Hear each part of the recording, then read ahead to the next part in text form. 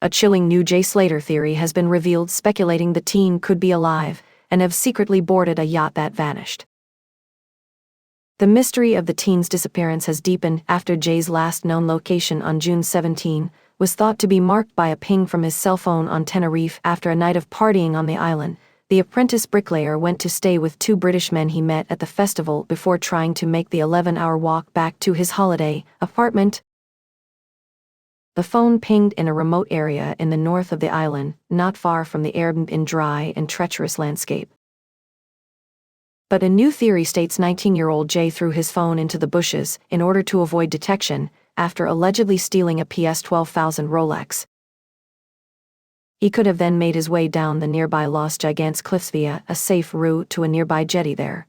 Jay may have boarded a waiting boat and skipped the island, meaning the teen might be alive and well somewhere else. Mysteriously, a 14-foot yacht named the Maruba was also reportedly recorded sailing past Masca Beach around the time of Slater's disappearance. A short time afterwards, the yacht's signal stopped registering on electronic maps. Online sleuths have suggested that could have been caused by the captain switching off the transponder, but the Sun is in no way suggesting this. The dangerous Los Gigantes cliffs would be perilous for the dehydrated teen with a 600 drop down to the ocean. But a local guide has said there is a well-trodden path down to the beach through the Masca ravine. The Daily Mail reported there are then a number of coves and beaches the yacht could have arrived at to collect Jay. The theory is backed by the online sleuths who claim that Jay was fleeing the island after he allegedly stole the Rolex.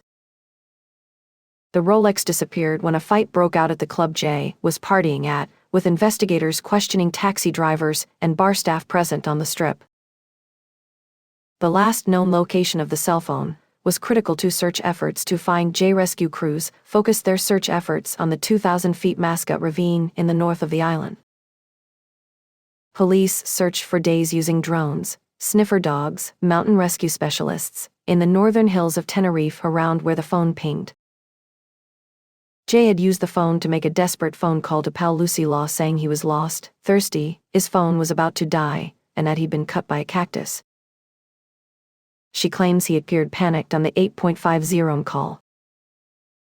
The teen had gone back to Erin with convicted drug dealer Ayub Qasim, rather than returning to his apartment in Los Cristianos. Jay had reportedly decided to try and make the 11-hour trek back to Los Cristianos on foot after he was seemingly unable to catch a bus. During his rocky walk, Jay phoned Brad before he phoned pal Lucy. Brad told ITV's This Morning he didn't think anything was wrong during their talk. But he did say he could hear Jay's feet sliding on the rocks during the chat. Brad said, "That's how I knew he went off the road because when you walk on gravel or whatever it is, you can know what I mean, stones." "We were both laughing about it," he said. "Look where I am." It comes after the Sun exclusively revealed yesterday that Jay was so unwell while partying hours before vanishing a waiter gave him water. Jay was seen on video appearing to stagger back to his feet after falling over at Papagayo nightclub in Playa de las Americas, Tenerife. A hostess at the notorious party venue has told how she saw the apprentice bricklayer looking unsteady on his feet in the early hours of June 17.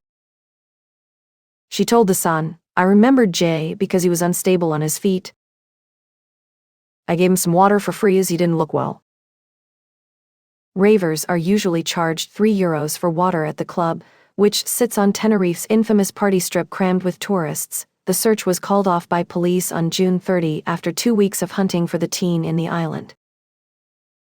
Cops in Tenerife said officers would continue to investigate the case if any major tip-offs or information comes in.